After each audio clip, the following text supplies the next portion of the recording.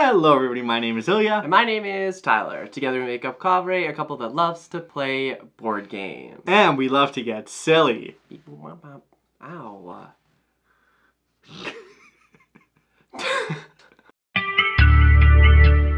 Today we're going to be talking about a board game with no context. No, Tyler, the game is called No Context. Oh yeah, I've heard of that one. Now this game is designed by Banana Chan and Jason Slingerland. It's a 2 to 6 player game, it takes about 20 to 30 minutes to play, and the art is from Mr. Lovenstein himself. No Context is also published by Skybound Tabletop, who helped sponsor this video. Today we're going to talk about No Context, and essentially in this game you're going to be guessing your players' cards based on hints that they may give you. You want to make sure that you get on the same mind track as your friends. But with that quick overview out of the way, let's dive a little bit more into what this game is about. As always, you begin by setting up. Each player will choose a color and take the 7 betting cards that match that color. You'll prepare the main board based on the player count, dealing out cards to the image deck to both the target and the comparison row. You'll shuffle the target deck and deal 1 card to each player. This will be the card you're trying to get your opponents to guess. No Context is played in 3 rounds. Each round, players will take turns drafting any image card from the comparison row and placing it in the leftmost empty space in their section of the game board, flipped to either the yes or no side. Placing the card on the yes side indicates that the card you drafted is similar to the one you're describing, while the no side indicates that the card you drafted is dissimilar or the opposite of the card you're describing. The card in the comparison row is now refilled. At this point, and at any point really, you and other players can begin to guess what each other's target cards are. You'll place a bet card face down, matching the number of the card you think your opponent is trying to get you to guess to the side of their sections to make a guess. Now, if you bet quickly before other players, you'll get the opportunity to score more points if you're right. However, that's only if you're correct, so make sure you time your guess right, as sometimes you may want to wait for that second or third clue. Once all players have drafted and placed 3 cards, or after every player has placed a bet on each other player, the round is over. Each player will explain their thought process behind their clues and reveal what the number on their target card is. The stack of guesses is then flipped. The player who placed first correct bet gets to take 2 image cards from the describing player's section. The second player to bet correctly takes 1 image card, and any subsequent correct guesses will not score any points. Told you being speedy is important. Now, you'll want to give good clues because if any player guesses yours correctly, you'll get to claim the target card as a point for yourself.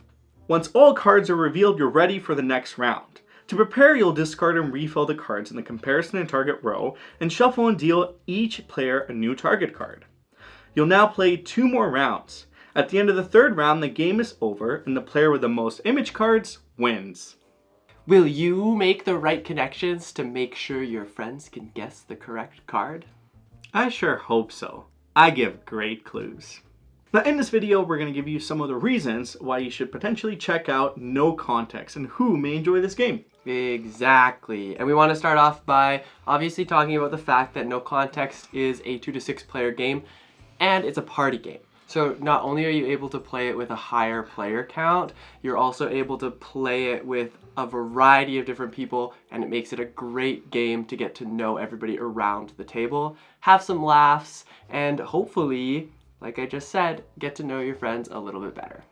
Now the way you'll do this is simply by hearing each other's thought process. Yes. Because that's probably the essence and the heart of the game, is trying to understand where everyone's mind is at. Are they focusing on those facial expressions? Is there animals in this picture, but there's not animals in their target card? Yes. What is the decision-making process that they're taking? And are you able to learn it throughout the rounds to be able to score more points as the game progresses? And that actually kind of brings me to our next point of the whole idea of how the game actually flows. It's very smooth in a sense where you've got to make a decision for yourself on what those cards that you want to pick to place your guess. And then later on, after you've had everybody guess your card, you now have to reiterate why you've chosen those cards. These can often lead to very funny moments because some people are exactly like that. I'm very simple when it comes to picking the guesses, and I'll be like, oh, there's one person in this card, or oh, this person is scared. So my flow and my thought process, actually just explaining it, can sometimes get a lot of laughs, and I think that if that's something that you're into, that's something you'll really enjoy about this game. Speaking around the flow of the game as well, this game engages players from the beginning to the end because of the speed factor. Yeah. If you're speedy, when someone places down a hint and you're able to realize and connect all the dots and be like, I know exactly what Tyler's thinking, and you place that bet card right away, then you'll be able to score more points. And I think in party games, that's something that's really great because the game plays short, but also everyone's at the edge of their seats waiting for the clue to drop to see if they can get into the heads of other players and potentially score the most points. Yes.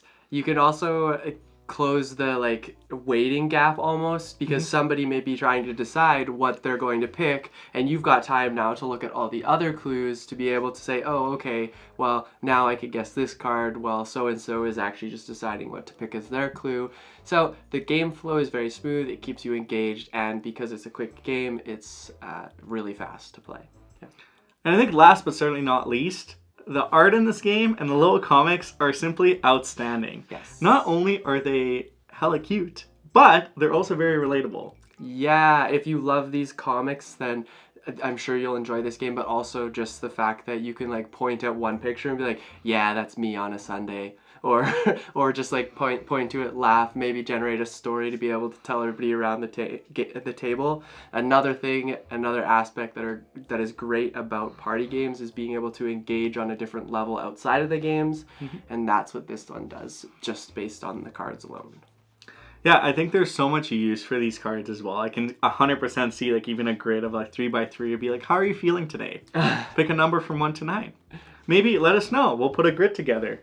Tell us how you're feeling today. Ooh, fancy. I think it's just cool to be able to almost make yourself your own little comic, because I think that's a lot of fun. But the last thing that I want to point out about No Context is there's actually a 2-player variant that you get to do cooperatively. And it's a lot of fun because now you're actually competing against the game to do as well as you can. You've got a little scoreboard that you want to try and aim towards and a max score that you always want to get. So that's always fun to be able to not only play it in a large group, but then take it back to couple and play it together. It feels like a completely whole different game, which I really does. like as well. I love when 2-player versions do that. It gives the vibes of just one. You're trying to beat a certain score by playing kind of 2 cards each, which is a great time. Well, that's No Context and a couple of reasons why we think you should check it out.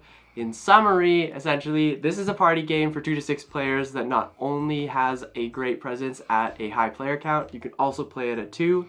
The game flow creates a fast-paced game that you're going to enjoy and constantly be engaged with. And the cards, the art, they're very relatable, so you're very much guaranteed to get a good laugh, spark some memories, and generate some good stories. And get to know your friends better. Now, for our question of the day today, why don't you play a sample round of No Context? Tyler and I have put together 3 guesses for our target cards. Can you guess what our target card is? Let us know in the comments below. What number do you think both of our guesses are? Yeah. Thank you so much for watching, and if you enjoyed this video, hit that thumbs up button, hit that subscribe button if you're new here, because we make weekly board game content, and we're always happy to chat more about games. And anything really. There's no context. No, there's always context. For what we're chatting about? Yes, and there's even context for this goodbye.